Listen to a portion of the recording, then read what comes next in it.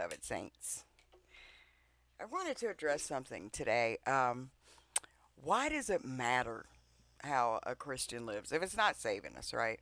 Let's not even consider us letting God know that we love him, we appreciate what he's done for us. But why else?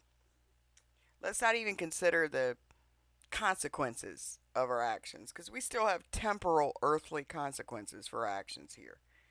But why really is it of most importance? If we go to Colossians, actually I'm going to do Second Corinthians today. We'll do Colossians later. Second Corinthians chapter 3, and you go to verse 2. A lot of people don't notice this, but it says, "Ye are our epistle, written in our hearts, known and read of all men." So we are a letter to the world. For as much as you are manifestly declared to be the epistle of Christ, ministered by us, written not with ink, but with the Spirit of the living God, not in tables of stone, but in fleshly tables of the heart. And such trust we have through Christ to Godward. Not that we are sufficient of ourselves to think anything as of ourselves, but our sufficiency is of God, who has made us able ministers of the New Testament, not of the letter, but of the Spirit. For the letter killeth, but the Spirit giveth life.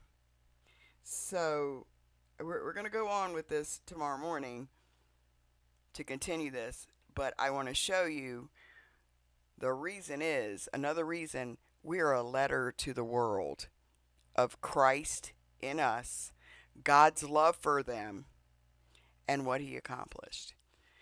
And a long time ago, I guess you could look on my channel, maybe 3-4 years ago, I was in my car, and it was like, the heart of stone being given a heart of flesh is nothing to do with, oh, I'm hard-hearted. No. It's removing the law and replacing it with Christ. And I looked that up and found this verse, and I said, that confirms to me the message I got in the car.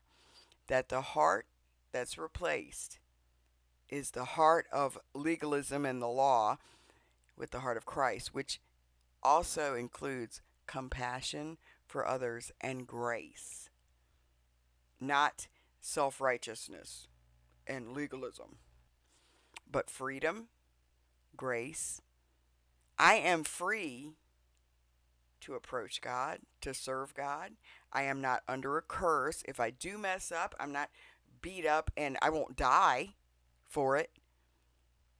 The curse of the law is you die. We're not under that curse. But because of that, we have this heart that's Christ. See, we have the old man and the new man, the flesh and the spirit. Now, the dead guy, he still tries to rear his dead head up and dictate what we do. But we're told to walk in the new man. And that's the one with the heart of flesh, that's Christ. And so it matters because we are a letter to the world. And Bishop Mari Manuel, what an amazing letter. Because as he's being stabbed in the face, he's laying his hand on the head of that boy and praying for his salvation. And he made a public statement. They were gathering outside wanting the boy to be drug out. He said, don't respond with violence. That's your flesh.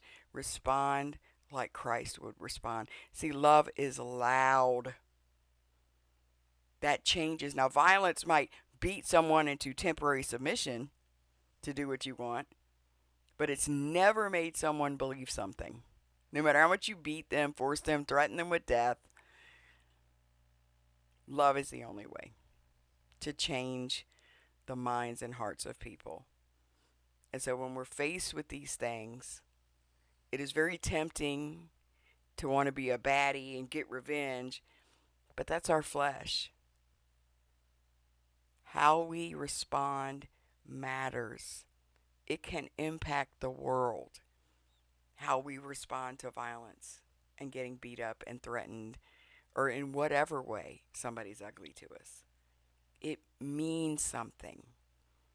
And we've heard over and over again those professing to be Christian, not saying they weren't, they could be. Our behavior can't prove we're saved. The risen Christ does.